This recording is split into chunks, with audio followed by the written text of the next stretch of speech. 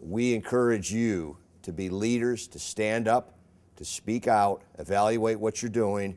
There are better ways to get to where we want to be as organizations, as individuals, as fraternities and sororities, as teams, than hurting and hazing people.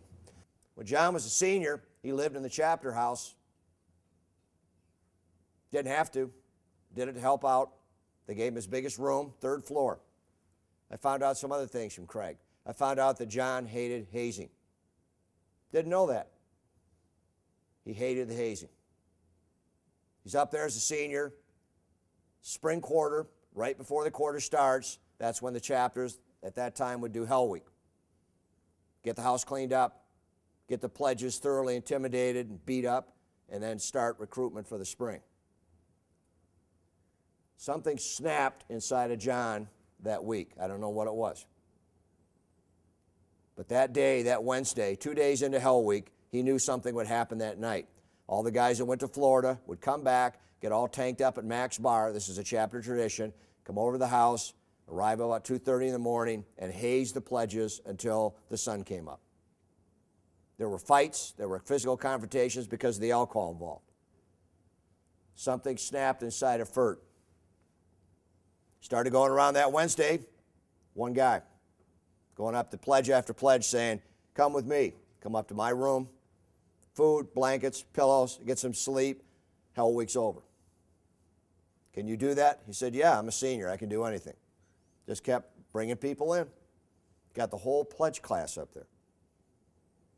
2 o'clock in the morning, hazers come back, including one sophomore who had just been initiated. First Hell Week, can't wait. Big time hazer. Probably played defensive end in high school football. Big guy, 6'4", about 240. Where are the pledges?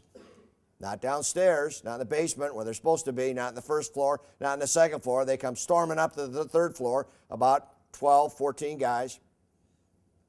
Furt, where are the pledges? Said, they're not here. They're in my room. And lower your voice.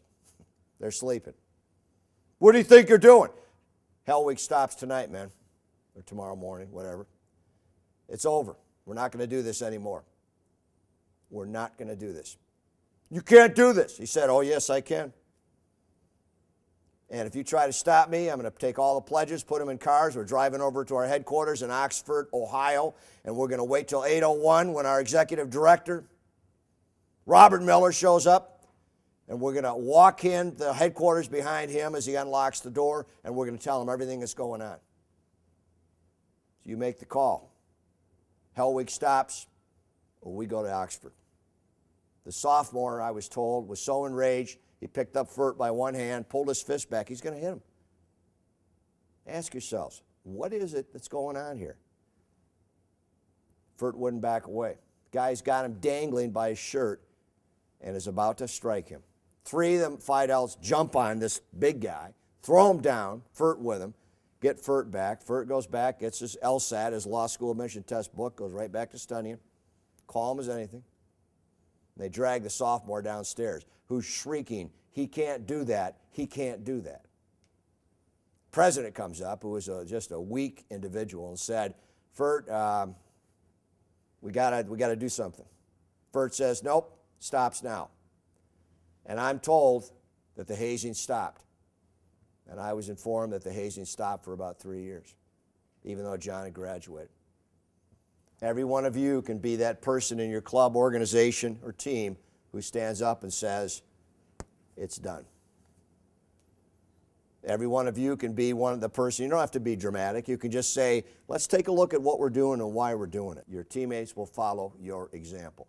Albert Einstein said it so perfectly. Example is not the best form of leadership. Example is the only form of leadership. We don't have enough good people saying, why are we doing this? Isn't there a better way? Let's make a change.